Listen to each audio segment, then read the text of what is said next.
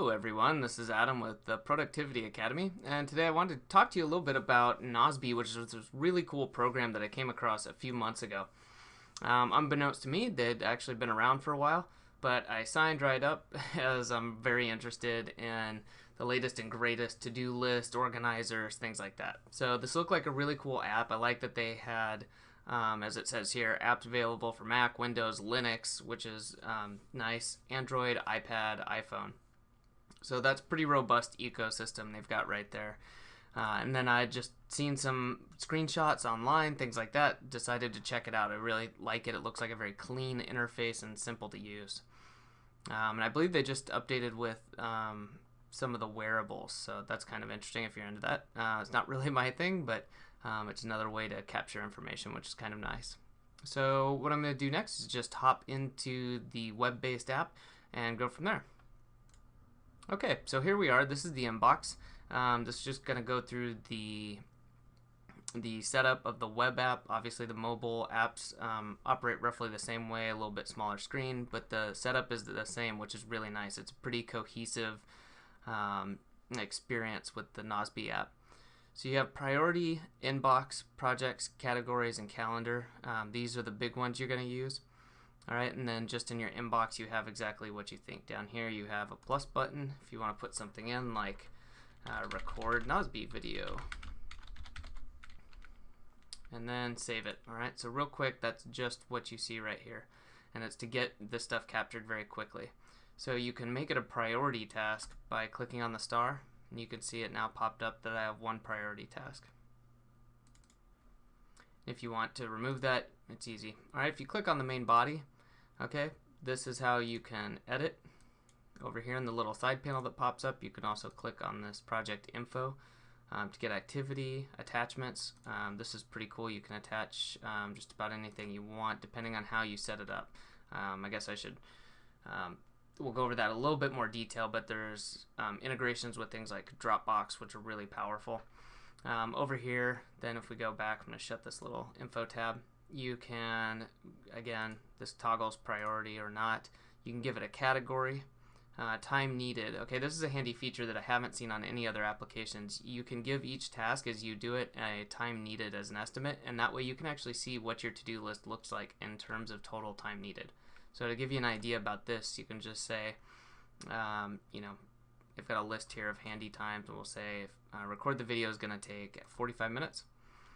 Alright, and then you now can see in the inbox there's just the one that I've made, but one left, a total of 45 minutes. And if we add another one here, it gives you a running tally, which is pretty neat. Alright, date, you can give yourself date and time reminder. And then you can set up repeating tasks. Okay, so the last couple there are pretty standard. You need to have dates and repeating. I would want that on any app. But this time assignment is pretty cool.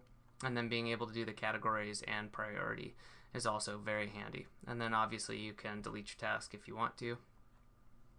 So we're just going to keep this. Go ahead and hide the task details and set one more up real quick so I can show you that time feature. So we're going to say post the video. Oops. Okay, save that. We're going to go in and we're going to edit that. And we're going to give it, we'll say 15 minutes.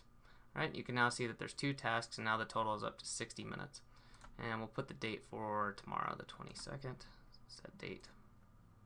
Alright, now it's got a date assigned to it. And so you can see here it says tomorrow. Alright, you have projects and categories. If you want to set up a project, again, very simple, you use the plus feature down here. Alright, and we'll just call this reviews. Alright, we'll save that. I could go in here and you could have a project now with like reviews, or maybe you're with a business, certain business project or something you're working on at home. So this is very handy. Okay, so you've got your projects and then you've got categories. All right, so over here we could add a category. We'll call this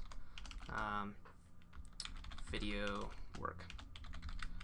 Alright, so that's a little bit different than a project. This is a category of things. Alright, so I can add over here, I could tag this and say, well, what category? Well, video work, right? Do the same thing with this one. Confirm. And now when we go in here, okay, well this is handy when we look at it. We've got these all clustered together. Alright, and then if you want to look at the calendar, it'll show you when you have things assigned. Again, very handy feature. So overall, this is just a very good app. I like the way it's put together. I've been using it for a little bit now. It's very simple to use. The workflow is good. I think maybe the only downside for some people is that it has a lot of features. I think it's kind of a power user scenario where if you're really going to be managing a lot of projects, you've got some in-depth lists, things like that, or maybe even you're working with a team. It does have a team feature that I'm not going to go into here, but if you're interested, you can check it out. For just a basic user, it may be a little bit too much, but I advise checking it out. It's a very solid app. Again, it's available on all the major platforms. So well worth a few minutes of your time to go and see if this is a good fit for you. Hopefully this helps you out. Thanks.